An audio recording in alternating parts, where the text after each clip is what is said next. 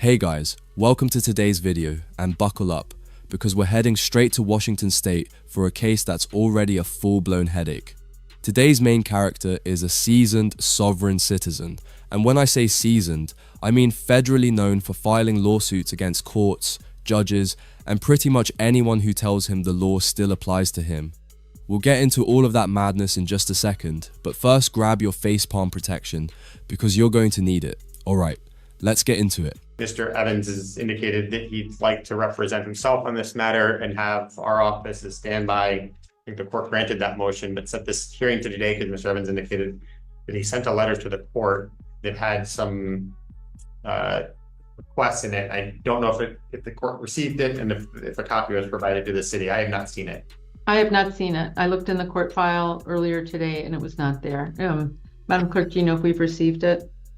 I don't know why you guys haven't received it. Also, can I ask that this hearing is on record and that everything is being documented by a court reporter, please? We do not have a court reporter. We're creating an oral recording though. Okay, so will it be on record and Yes. Will it be able to be reviewed by federal judges if it gets to that or whatnot? Normally, I'd say, sure buddy, your case is totally going to a federal judge right after I say I'm going to magically recover all the brain cells I've lost covering these sovereign citizen clowns. But this guy, he actually does sue courts, judges, corporations, basically anybody with a job title and a pulse.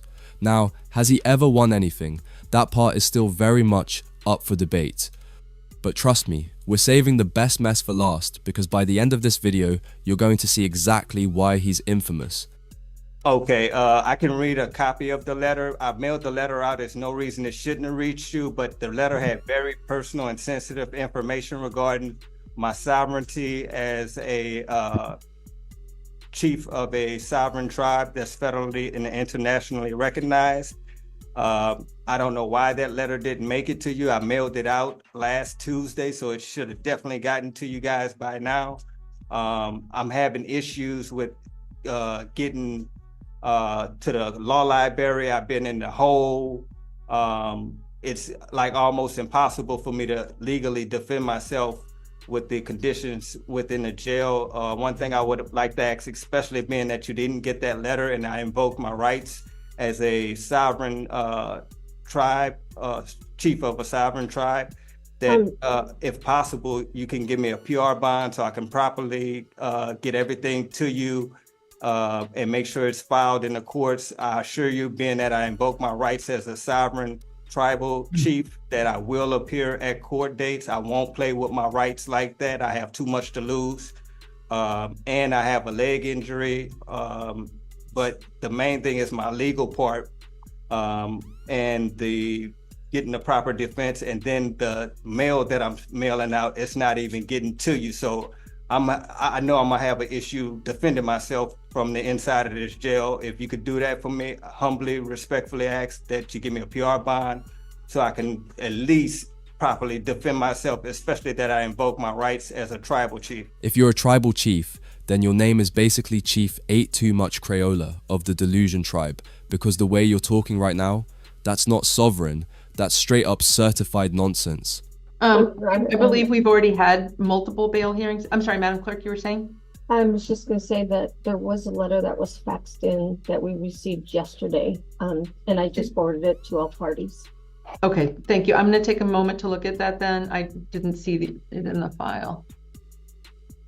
In addition to that, I introduced evidence that will exonerate me. Mr. Evans, I can't read it and listen to you at the same time. I'm sorry, Your Honor. Also, Sir, I can't read and listen at the same time. I read slowly. sorry. Okay, I've read your letter. You've already had at least one bail hearing, because I remember it. I have not heard any change in circumstances such that you're not entitled to a second bail argument. Bail remains as previously set, $500 per charge. What tribe are you enrolled in? All of that, I don't want to reveal that information because it's private. That's why I invoked also the Peace and Friendship Treaty between the United States and Morocco, in which I do qualify for that. And also you can contact the Embassy of Morocco. No, so I'm familiar with that treaty, and it is a trade treaty. It has nothing to do with your right to commit crimes anywhere you feel like. No, ma'am. It has nothing to do with me committing crimes, but they will vouch that I am royalty, and Morocco has granted me as part of their royalty, and they will vouch for me. I assure you. You can't be a royalty in Morocco and a Native American. That's not possible. Okay, technically, sure, his mother could be Native American and his father could be part of the Moroccan royal family, but let's be serious.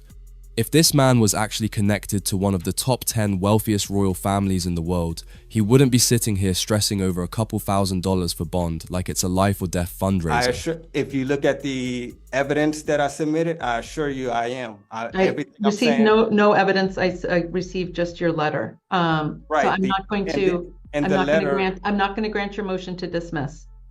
Okay. What are we doing?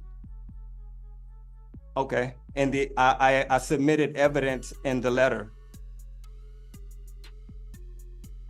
I'm not denying. I'm not granting a motion to dismiss. I understand, but I submitted evidence in the letter as well. I've considered your letter, and I'm not granting your motion to dismiss. I understand. Okay. What are we doing? What about the evidence?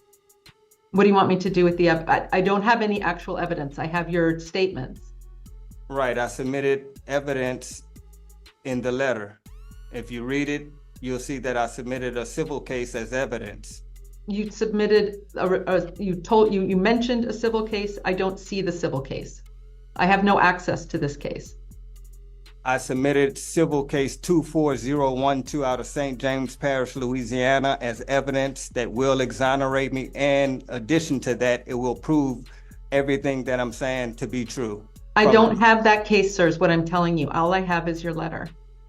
Right. In the letter, I submitted civil case 24012 out of Sir, I don't have that case in front of me. I don't know what's in it. I have no access to it. All I have is... You have to retrieve it. I have no way to do that. You have to contact the courts. Sir, that's your job. This is your case. You represent yourself.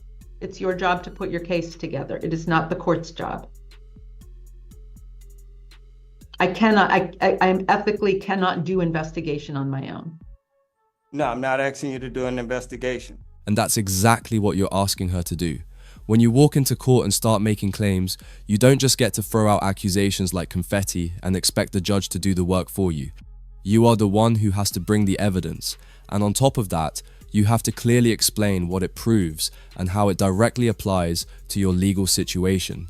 That's how court works, not vibes, not theories, not trust me, bro. You're asking me to go retrieve something. That's an investigation. No. I submitted civil case 24012 out of St. James Parish, Louisiana as evidence that will exonerate me. Then you have to actually get that case and put it before the court. It's impossible for me to do that inside jail. You have a standby counsel. Perhaps you can talk to him about it. Are you going to be able to retrieve that case for me? 1 second. And Your Honor, I can make the records request. I don't know if it's going to have any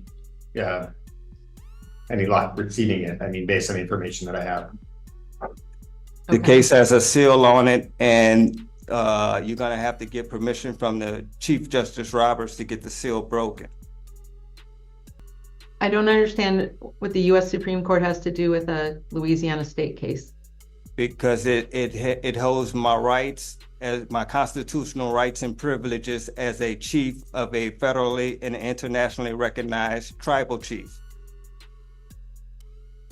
in which I represent a sovereign state. Okay, so what are we doing today?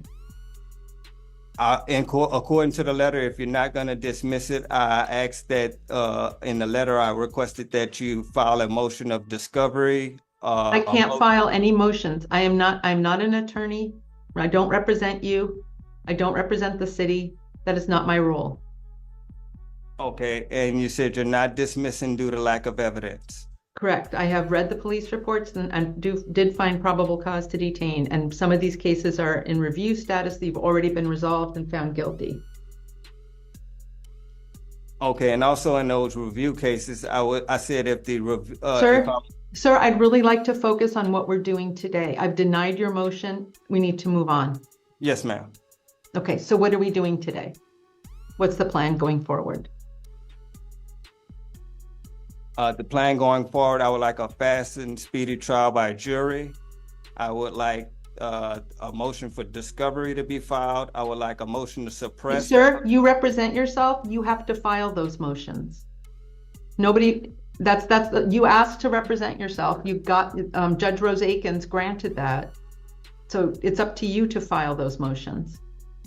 Okay, I just received the paperwork from Mr. Iannetti today on the format to file those motions. So I'll have those motions mailed out tonight. Okay, perfect. All right, so we're setting this for trial, is what I'm hearing. By jury. Okay, so only the pretrial cases are going to be set for trial. I see the pretrial order has all the case numbers on it. Or does it have only the pretrial one? Okay. I just clicked on it to give him an example of that order as well. No, I think you've got all the right ones on here. Okay. 1-5. And I also asked that that letter be sealed due to the fact it has sensitive information on there regarding me and You my have to family. file a motion to seal it, sir. I'm sorry, but this is why it's best not to represent yourself if you don't know criminal procedure. There's a whole process. There's a whole process to having something sealed. I have to make certain findings. I don't have that motion in front of me. Okay, I requested it in the letter, but I'll file a motion as well. Okay. But I'd encourage you to read the Bone Club case so that you can understand what the guidelines are for sealing. I haven't received any of that information, and also I need access to the law library, which is like I don't have any access to the law library. Maybe you should stop and ask yourself if representing yourself is really a smart idea, when you don't even know there are 2 R's in the word library. That's something you'll have to talk to Square about. So has any discovery been provided? I gave him the narratives. Police reports, that's it. Will the city, first of all, is there a motion to join and consolidate these cases for trial? Yes. Any objection, Mr. Evans? Yes, I do have an objection. So then you realize it'll take roughly 4 months to try these cases. Will I be sitting in jail the entire 4 months, or is it 60 days still? The problem is we can't try if you're not going to agree to try them simultaneously. I can't guarantee you they'll all be tried we only do jury trials 1 week out of the month. But my question is, will I have to sit in jail 4 months or 60 days? Potentially 4 months. I can't rule that out. And I'm not trying to pressure you into agreeing. I'm just setting out the facts. You do what you want to do. I just explained what joinder means and the benefits and disadvantages of joinders. So Mr. Evans, what do you want to do? I want to do them all separately. Okay. We'll set them, here's what I'm going to suggest then. I'll put this out to you guys. You tell me what you want to do. Set them all in the June term, and then whichever one goes. But we'll have them all set so that it'll depend on who's available and such. Okay, but they are not joined. That unless somebody files a motion, I actually hear it. But as of now, nothing is joined. Okay. Yes, Your Honor.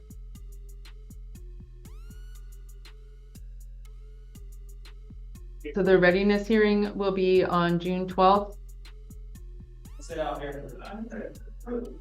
And jury trial beginning the week of June 24th.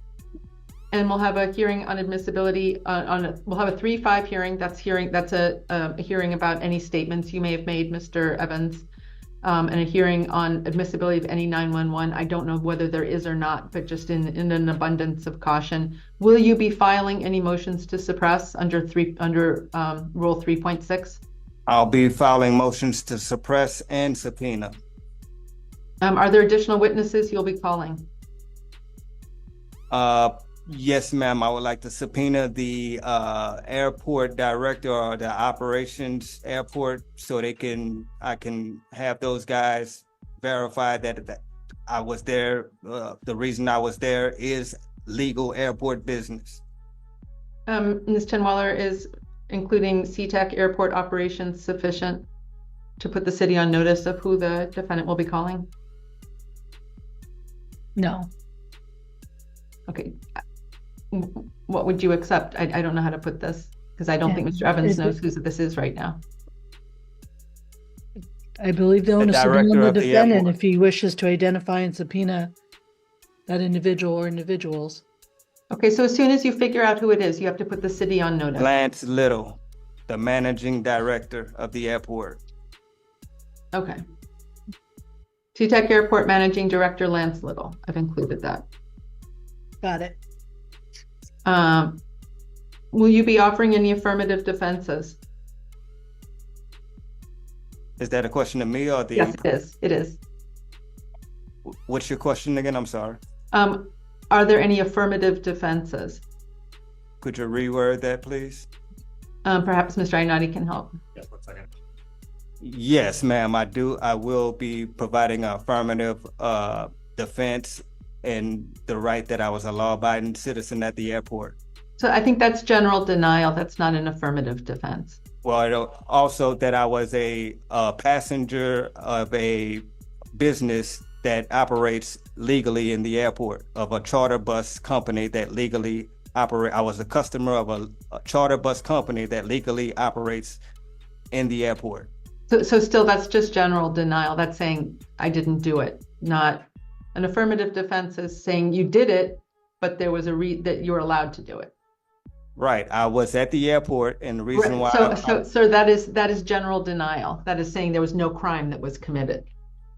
That's what you're saying, right? That you did not commit any crime. No, I'm saying that I was a customer of the airport. Exactly. So what you're describing right there is a general denial. And this is where a lot of people completely mess it up, because a general denial and an affirmative defense are not the same thing. A general denial is simple. I didn't do it. You're denying the accusation outright.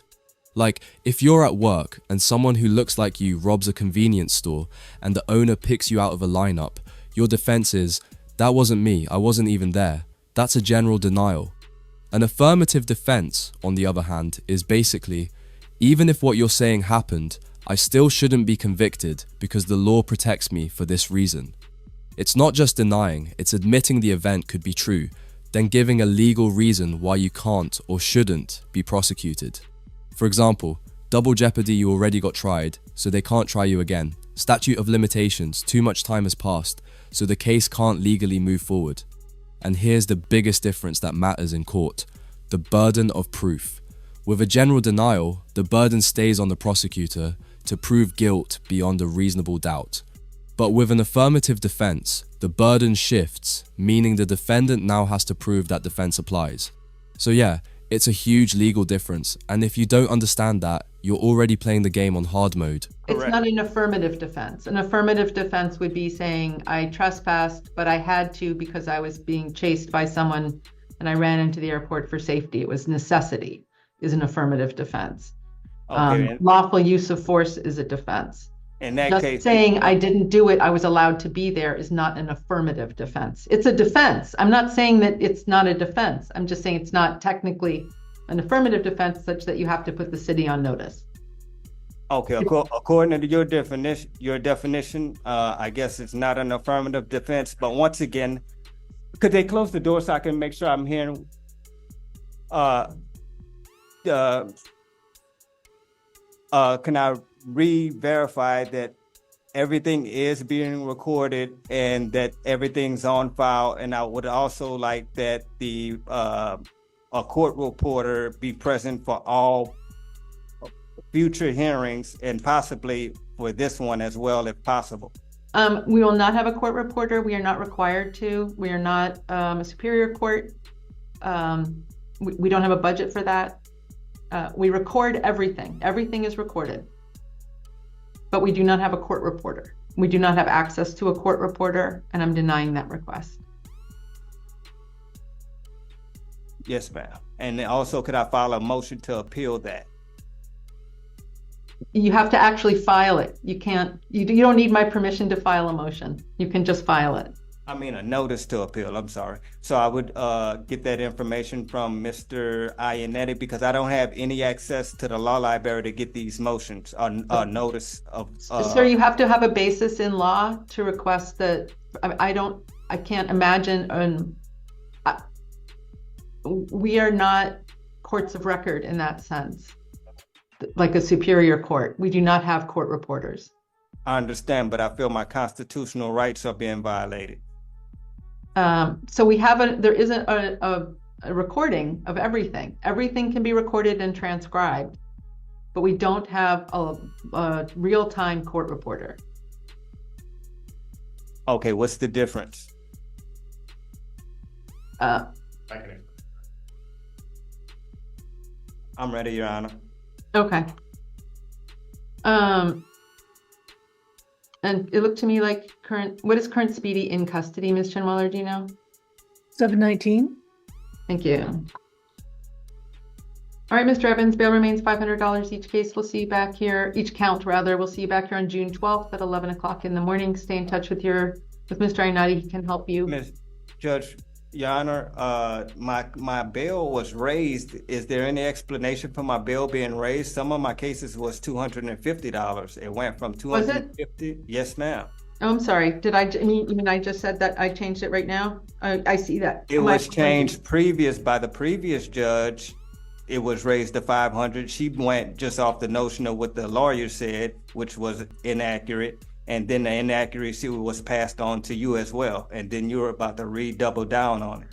All right. Thank you for pointing that out, sir. I'm restoring bail to $500 per case. You mean $250 for some of the cases? And well, it's $250 per count on cases that have 2 charges. All right. Let me take a look at the paperwork I got, and I'll let you know which one said $250 bail.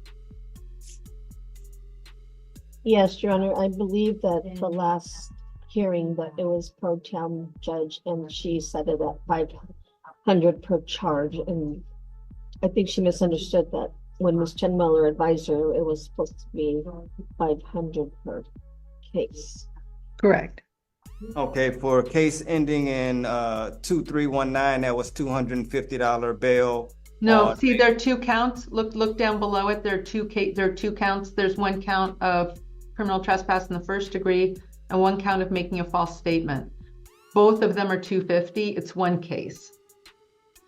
Okay, so you combine the 2 charges and it comes up to 500. I got Correct. it. Correct. So it's 500 per case, but I'm restoring it to that. I believe there was a Scribner's error in the last order. And I thank you for correcting me, Mr. Evans, or pointing that out. So it is now, so on the case, and similarly, the case ending in 525, that's the last case. There are 2 charges on that case as well, and it's $250 each charge. Okay, so then. So was I right or wrong? You were right. I mean, I put it back the way it was, 500 per case. Okay, and I'll have trial for all 4 cases on the same day, or? 4 jury trials in one day? Yeah, at this point he really might be the chief of the delusion tribe. But seriously, this is exactly what the judge was trying to explain to you while you just would not stop talking. If you want these charges handled as separate cases, that is your right. But you don't get to ignore the consequences. The second you split everything up, you're basically guaranteeing delays, scheduling issues, and non-stop court logistics. And that means you're not speeding anything up, you're actually slowing it down. So, congratulations. You might win the argument, but you could also end up sitting in jail for 4 months, waiting for 4 different trial dates to open up. We can't possibly do all 4 in one day. We're good, but we're not that good. Gotcha. So, and also the letter that I sent you, it's going to be on file for the public to see all the information I have in there?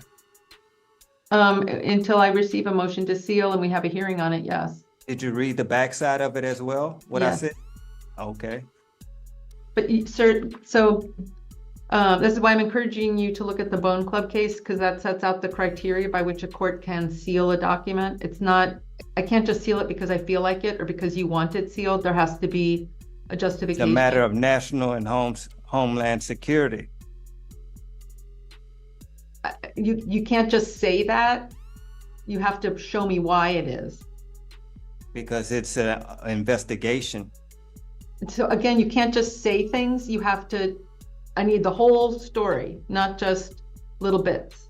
You And would just so have- you're aware, we are streaming this hearing live on YouTube before you go any further than you want to. Right, so my whole life is in danger at this moment because of this.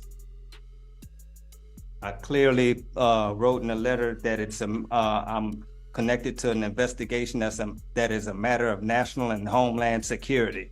But you can't just say that. You have to show me the whole thing. I can't just take your word for it that that's an issue.